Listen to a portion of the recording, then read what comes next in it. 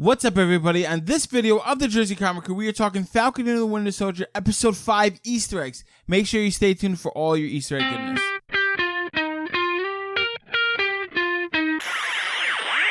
What's up, everybody? Chris and Rob here of the Jersey Comic Crew, breaking down all of the Easter eggs we found in Episode 5, Falcon and the Winter Soldier, titled Truth. And there it is, Easter egg number 1, Truth, the title right there. Refers to Isaiah Bradley's comic origin story, Truth, Red, White, and Black. Came out in 2003, wasn't that long ago, and it was written and drawn by Robert Morales and Kyle Baker. So just one of those info comic deep dives that you guys should know right off the bat.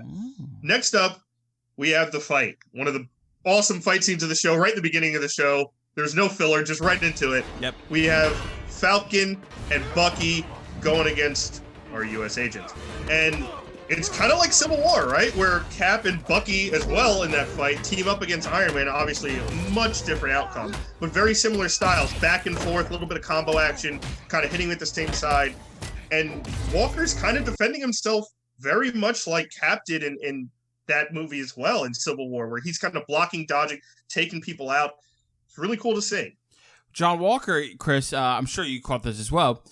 Throughout the fight, he was still using those haymakers and those smash techniques that he was using when he killed one of the Flag Smashers. Every chance he could, he tried to slam that shield down to take off Bucky or Sam's head. And then next, during that fight, post that fight, right, we saw Walker just rip the wings clean off of Sam. Total super serum, total super soldier serum in him. And Torres kind of has them in the bag as Falcon walks away, and he's like, well, your wings, are you going to do something with it? And he's like, keep them. I don't need it. And as he's walking away with the shield, which is, hint, hint, wink, wink. And that was a big kind of haha moment as he Mr.'d him, take these broken wings. So, guys, I bet you're wondering, is this the beginning of Joaquin Torres becoming the Falcon like he was in the comics? Make sure you check out our previous video where we talk about those theories a little bit more in depth. And then next up, we have the court scene with John Walker where he has to go to his hearing, where he basically gets his Captain America title stripped from him. Everything stripped from him. He's retired. And he goes outside. He's really upset. And who should walk in but Julia Louis-Dreyfus as, hold on, let me just double check I get this right again, Countess Valentina Allegra de Fontaine, also in the comics at one time known as Madam Hydra. Exactly. In a whole different connotation, but a massive character in the Spy Game and within the Marvel Universe with S.H.I.E.L.D., Hydra, and etc. Now, guys, you might not have known this, but according to Vanity Fair, Julia was actually supposed to debut in the Black Widow movie. But due to that getting delayed due to COVID-19, they moved up her surprise appearance and they put it in the Falcon and Winter Soldier. And the only thing I know about the Countess, if you will, Chris, is that she's a master manipulation. She's her charm and seduction to get her evil spy ways, and she's killer at hand-to-hand combat, almost at the same level as Black Widow. Yeah, she is awesome. She was created in the 60s by Jim Steranko in Strange Tales. She was a former S.H.I.E.L.D. head. She actually took over for Nick Fury at one point, and she was also kind of in and out of a relationship with Nick Fury during that whole time. She often flirted with Captain America, too, which kind of caused a rift between Nick Fury and Cap, which was later resolved, and then kind of again flirted with Cap, which caused a rift with Sharon Carter. A lot of novella stuff going on here. A lot of love and romance. You gotta love it. Where Sharon Carter did not like that at all, and we know not to mess with Sharon Carter, clearly. And later she would betray S.H.I.E.L.D., become Madam Hydra, but also betray Hydra to work on a company called Leviathan, which is kind of like the Russian Hydra. So she, throughout the comics, has been kind of this spy out for her own master manipulation, her own schemes, her own plans. And, she even has some ties to mutantdom in the comics, Rob. During her trip with Leviathan and Madam Hydra, she almost kills Viper, who, if you watch the Wolverine movie, is the villainess with like Venom, kind of like the Marvel version of Poison Ivy. Yep.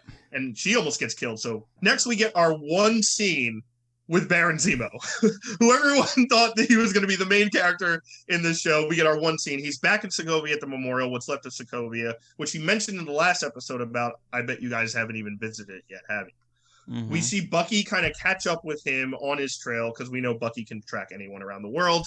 And the Dora Milaje are finally there to basically pick him up. Like, all right, it's been time. We gave you 8 hours. It's been like 3 days.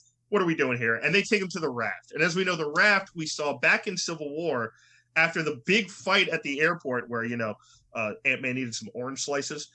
They were all taken to the raft, which is that facility in the middle of the ocean that you can't really get out of because then you're going to have to swim for thousands of miles, that we know Thunderbolt Ross was kind of the head of back then. So that's kind of hinting to something possibly we were talking about with the Thunderbolts, where you see a bunch of different characters are kind of getting taken. Well, maybe not necessarily the Thunderbolts, but I can definitely see that's where he's going to get his pick up the litter to create his Thunderbolts from that maximum security prison. That'd be cool, like a little auction off thing. Exactly. And then next up we have, as Rob and I talked about in the last episode, guys, one of the best scenes we've seen in Marvel with one of the biggest truths coming out. And that is kind of Isaiah Bradley revealing his true origin, which is very close to his comic truth, where he talks about being tested during the Tuskegee Airmen times and going out and basically being Captain America in the 50s while Steve was in ice and wasn't around. And the way Steve came back and became a hero and became Captain America known around the world, Isaiah Bradley went out and saved his regime, came back, and was put in prison for 30 years. So him and Sam's conversation was very close to Isaiah's origin in the comic books, which later let Sam kind of get into his own thing and figure out his own origin of Captain. After hearing Isaiah Bradley's true origin story, we can see Sam's inner turmoil begin as he struggles to make that decision whether or not he should don the title of Captain America like he did in the comic books. So maybe in the next episode, we're going to see if he actually does fully accept it. Absolutely. And then we'll get this awesome scene, which we talked about a little bit in the last episode, of Sam and Bucky playing catch with, a 400-pound shield. Yeah. And there's some little subtleties in there. Like, one, we know Bucky's a super soldier. We know Sam isn't. So the way Bucky kind of catch the shield is way more controlled. And it's not a big deal, where Sam kind of recoils a little bit because he's still getting used to it. And also it's symbolism because they were both at one time Captain America in the comics. Bucky was Cap for a bit, and Sam is also Captain America a bit. So that was a really cool thing. And then obviously we get Sam's montage, his train to be Captain America, which I thought was very unique to him. Like, he's doing the run kind of like Steve. He's probably still mad about the on your left thing. Oh, yeah. And then on top of that, which I know Rob loved, he's got that little kickflip move in between shield throwing. And I've been getting a lot of questions of like, well, why is Sam doing that? Like, why isn't he just waiting for the shield to come back? That's Captain America's flip. And that, but my answer is Sam is not a super soldier. He is a human. Mm-hmm. And Steve, when he throws the shield, can take a couple of hits or punches or, knives or something. Sam doesn't have that luxury, right? Like, he doesn't have the luxury to sit there and wait for the bullets to hit him when his protection is gone. So those flips and added kind of movements in between is kind of like, hey, I got to make sure I dodge out of the way and do some acrobatic cool stuff so I'm not dead by the time the shield comes back. Also, he needs to be able to do these kind of moves when he doesn't have the wings, because in case the wings break like he did with the fight with John Walker, then he'll be left defenseless. So he needs to have multiple tricks up his sleeve, if you will, to survive. Absolutely. And speaking of John Walker, he is our last Easter egg of the day. Hopefully everyone stayed around for the post-credit scene, because we saw John Walker making his own shield, which there's a lot of funny memes about, like the real shield and like a kid's like crayon marker on the refrigerator. This is the Captain America shield on Wish. This is not what we have. Or this is the Captain America shield we have at home, and it's not the one you want. It's not the one you want. So like we see him making a shield, which could be two things. Is one, an homage to Iron Man creating his armor, because we hear the same clink, we have the same movements. As the credits start to roll again after John Walker, we kind of hear him still working, which at the end of Endgame, that homage to Iron Man passing away, you heard him clinking on his armor. And obviously we see him put his Medal of Honor on there, which is kind of a big sign towards his U.S. agent costume. Although that costume's red, white, and black, we did see him put red. I don't remember if we saw blue or not, but it might be pretty close to what we see as U.S. agent. Ooh, that's pretty cool.